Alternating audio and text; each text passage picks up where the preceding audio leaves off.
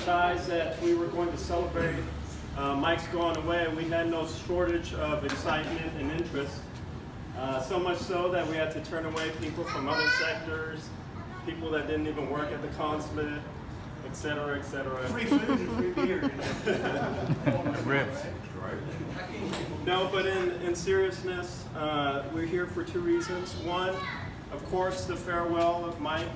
But the second reason you guys are not fully aware of, unless you work closely as I have with Mike for this past year, you know that Mike absolutely refuses for anybody to donate money for any type of event in his honor.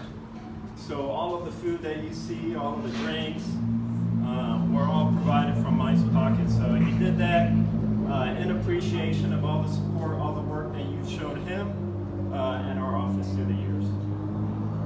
So what Mike didn't mention is that we couldn't take up funds to buy him something. So we found a little bit of a gray area. And we took up a collection. We went around, we got ideas for a nice going away gift. And we wanted to think about getting something for him that would be consistent, you know, in the size and the impact that he's had on the mission and our, you know, our individual, personal, and professional lives. So what we ended up getting, it's kind of heavy. I'm worried because the theme of the last few years has been crazy. Crazy people, really. Oh, we got a bunch of crazy people in that box. Yeah, I know. Like a little something from each of the crazies.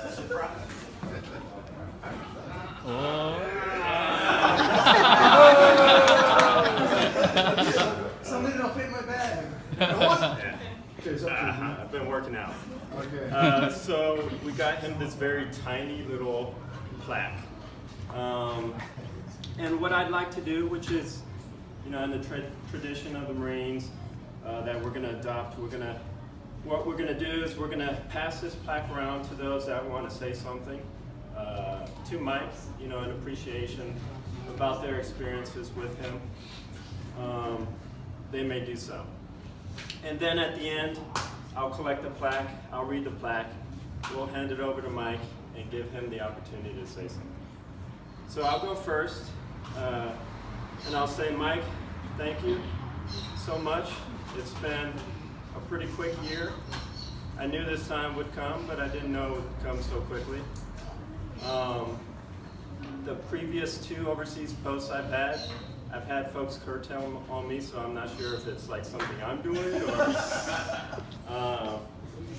but I certainly have appreciated all the mentorship, all the leadership that you've exhibited and that you've passed on to me. Things that I will certainly carry with me forward through my time here and my career with DS.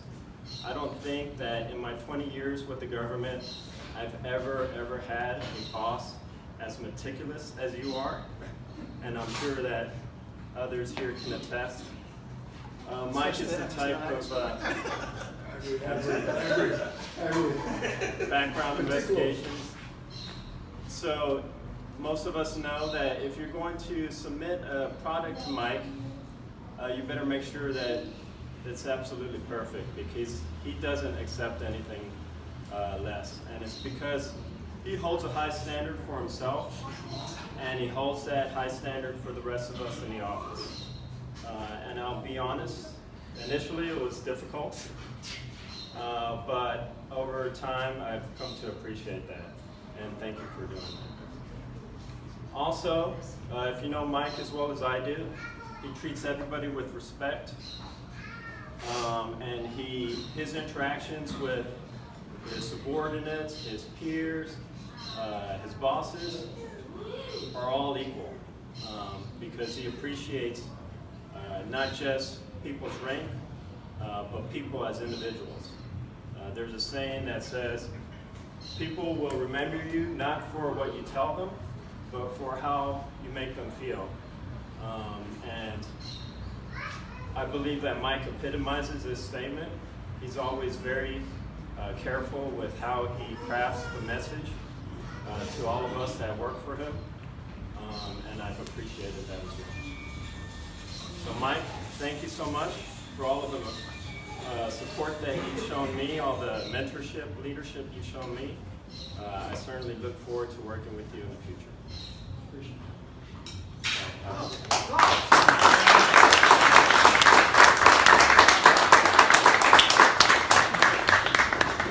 I actually feel obligated to say anything. Mike, I don't think I have enough time for it. You know I'm not a speech guy, so. Sir, from the Marines' perspective, we definitely appreciate all the guidance that you offered us, the respect that you showed us on a daily basis, and just the supervision and the daily advice, both respect with the job and just an overall perspective with life. I can say I learned a lot from you, sir, and I appreciate that. And it sucks you saw me at my lowest moment when the Pats lost to the Eagles, but The best picture I had. Should I show it or no? I don't know. I don't know if that's for the best. Say no. Yeah, but I think we've had a lot of good times together, sir. You're always there to support the Marines, and I mean, I'm sure we all appreciate that. I can't speak on behalf of the whole detachment, but it means a lot to us, and nothing but the best for you in the future, sir. Appreciate it.